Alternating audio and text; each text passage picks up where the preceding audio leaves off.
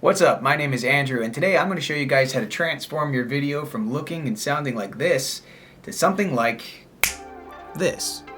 So, let's get started.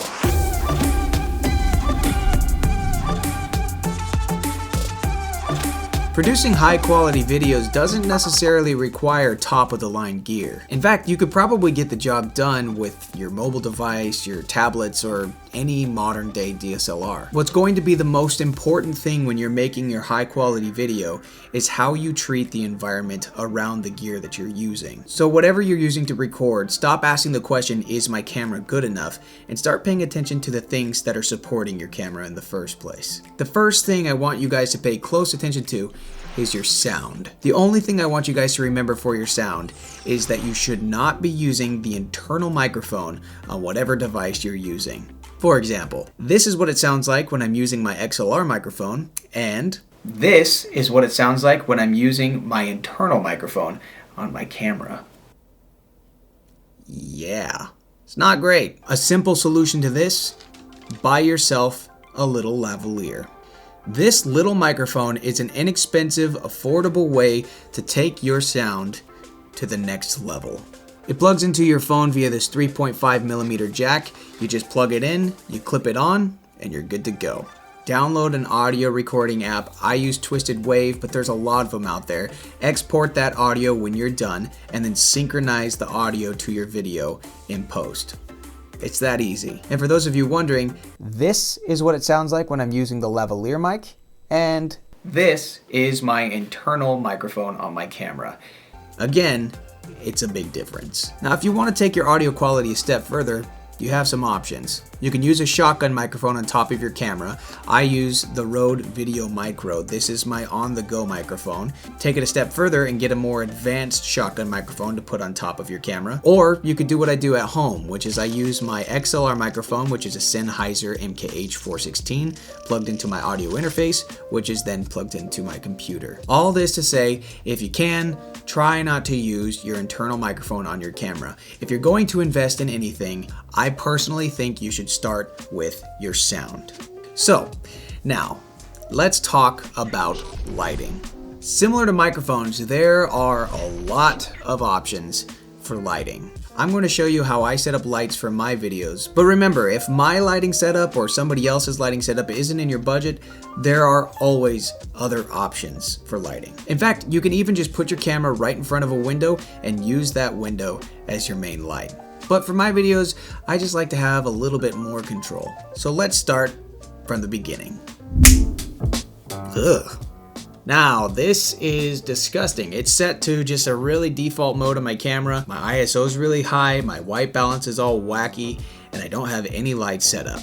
Now, my first light is my key light. This is going to be my main light that's going to be lighting up my face and lighting most of my scene. So I want this to be a big light if I can. You want to make sure that it has some sort of white cover on the front of it because you don't want too harsh of a light. Otherwise, it'll look too overexposed on your face. I bought this for about $80 5 years ago, and I'm certain that there's a more affordable one now. In fact, I'll link a couple in the description below. You can even use ring lights if you have them. Just make sure they're off to the side, and if you can soften those ring lights with some sort of thin white cover, that'll give you a much cleaner look for your key light. So step 1, I'm going to set up my lighting. Step 2, I'm going to fix my camera settings, and step 3, I'm going to fix the small details in the background and some other minor adjustments to really give my video that level up in quality. Let's do it.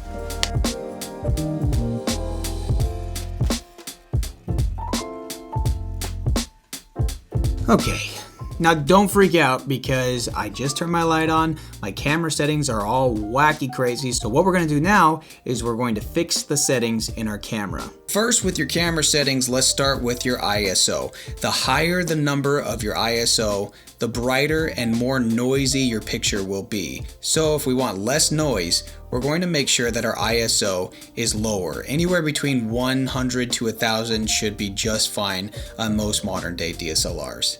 Your shutter speed for video should be double whatever frames per second you're shooting in. So if you're shooting in 24 frames per second, you're going to want to either go to 50 or 60. If you're shooting in 30 frames per second, you're going to want to go to 60. If you're shooting in 120 frames per second, you're going to want to go to 240, so on and so forth. With aperture, for now, whatever lens you're using, just keep it as wide as you possibly can. That'll ensure you get the cleanest looking video. Boom! We've already got a really nice clean look, but the color is still a little weird, so we're going to really pay close attention to our white balance. So let's fix that.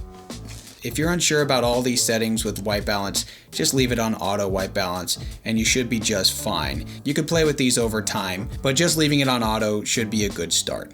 Good! Now I don't look like an orange potato. We got our camera settings good, our light is on. This right now is a pretty usable video if this is the way you want your video to look and feel, but there's still a lot of things that are missing. For example, my body looks very two-dimensional. You can't really see the shape of my shoulders, my shirt is bleeding into the background. I need some help separating me from my background so that the video gets a little bit more premium of a look. So to do that, we're going to add some background lighting.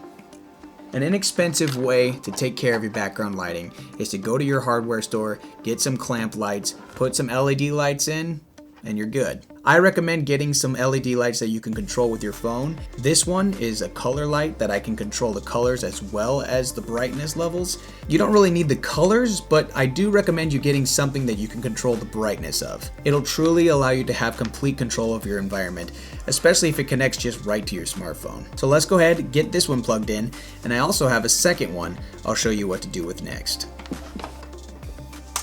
Boom! It's so magical.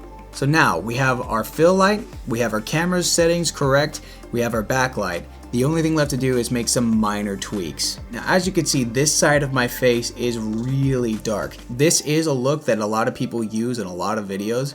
So if you like that, cool. If not, you can add a fill light onto your right side, which is why I have a third light right over here. Now I turned that on not too high, I just want it as a little fill to this side of my face, and I don't want it to overpower my key light.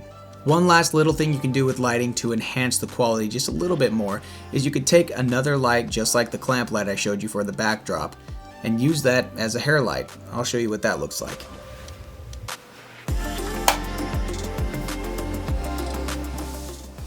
Now, the hair light is on, it's really intense, so this is where having a light that you can control its brightness from your phone is really handy. I could change the color on my light from a yellow to a more bluish tone, and I can actually bring down the brightness so that it's not so intense, and it just adds a little bit of flavor to the scene. Now that we got our environment set up, my next step is to check my wardrobe and make sure that I'm not completely blending in to my background. So let's fix that. There we go. And, well, that's it.